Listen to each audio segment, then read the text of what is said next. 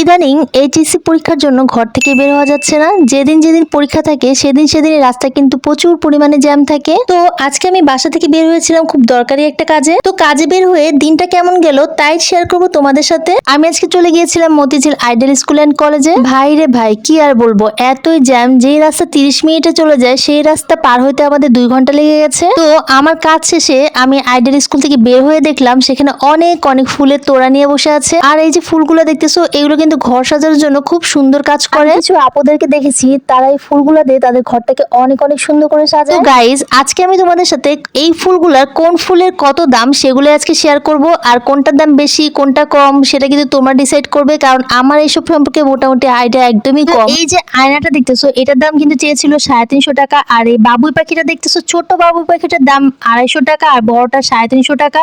আর ওই যে সবচেয়ে বড়টা সেটা ছিল 450 টাকা। আর এই আয়নাগুলো ছিল, আর এই কাঠের আয়নাগুলো দেখতে কিন্তু পুরো আড়ঙের আয়নার মতো। আর এই সুইট হোমটা ছিল 250 টাকা করে। আর নিচে যে সাদা আর গোলাপি ফুলগুলো দেখতেছো ওগুলো উনি হচ্ছে 250 বা 350 টাকা করে যাচ্ছিল। আর এই কলা গাছটার দাম ছিল 250 টাকা করে। আর এটার যে আরেকটা বড় কলা গাছ ছিল সেটার দাম ছিল 350 টাকা। আর এটা বলো তো কি ফল? এটা হচ্ছে কি গাব ফল। আর এগুলো যে দেখতেছো পাকা পেঁপে। আর এটা হচ্ছে নাশপাতি। পুরো প্লাস্টিক হলে কি হবে, দেখতে কিন্তু অরিজিনালি লাগতেছে। আর এটা কি কমলা, মালটাকে দেখলে আমার মনে হচ্ছে কামড়ে কেটে খেয়ে ফেলি। আর এটা হচ্ছে গিয়ে আনার পড়িস না। তারপরে এই পদ্ম ফুলটার দাম ছিল হচ্ছে গিয়ে 450 টাকা চেয়েছে। আর সবজিগুলো তোমরা কিন্তু তোমাদের ঘরে সাজিয়ে রাখতে পারো। যারা সবজি খেতে পছন্দ করো না তারা শুধু দেখেই রেখে দিবা।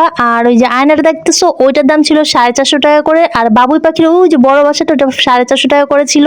আর এই পিঙ্কি শাড়ি ইয়েলো ফুলটা ফুলদানি সহ প্রাইস ছিল 2500 টাকা করে। আর এই ফলগুলো আর সবজিগুলোর একটার প্রাইস ছিল 60 টাকা করে। আর এই আপুটার দোকান কিন্তু মতিঝিল আইডিয়াল কলেজে 2 নম্বর গেট থেকে বের হলেই পেয়ে যাবে। আর এটা ছিল সিঁড়ির নিচে, উনি এখানেই বসে। প্রাইস কি আর বলবো, আমার কাছে তো প্রাইস গুলো অনেক অনেক বেশি মনে হচ্ছিল। আমার মনে হচ্ছিল 150-200 টাকার জিনিস বা 100 টাকার জিনিস উনি 250 টাকা করে চাচ্ছে। যেমন এটার দাম উনি 250 টাকা চেয়েছে, আমার এটা কিনেছিলাম 150 টাকা করে। আর যে ফুলগুলো আমরা 99 থেকে 100 টাকা করে কিনি সেই ফুলগুলোর দাম উনি বলতেছিল 120 করে। ছোট ছোট পাতাবাহার গাছগুলোর প্রাইসই উনি 120 টাকা করে চেয়েছিল। এই যে আয়নাটা দেখতেছো এই আয়নাটা কিন্তু ঘরে সাজালে খুবই সুন্দর লাগে। এটার প্রাইস ছিল 300 টাকা। এটা যে 50, এটা 70, 80, এটা 90, এটা 90।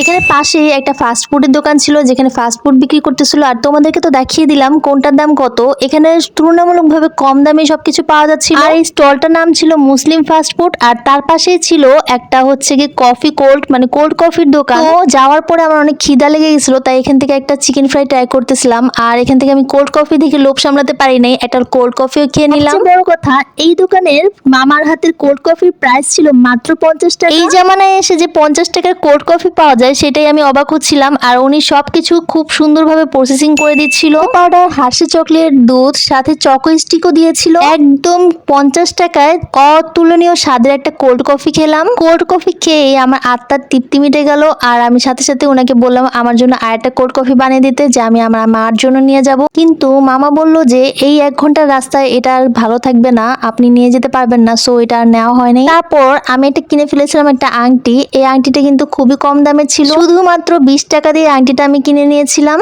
আর বাসা আসার সময় আমি এই গাছটা নিয়ে আসছিলাম প্লাস্টিকের। তোমাদের কার কাছে কেমন লেগেছে অবশ্যই আমাকে জানাবে। আর এই প্লাস্টিকের গাছটার দাম ছিল মাত্র 300 টাকা। আর আমি ঠকলাম নাকি জিতলাম সেটাই তোমরা আমাকে জানিও। Thanks for watching, tata.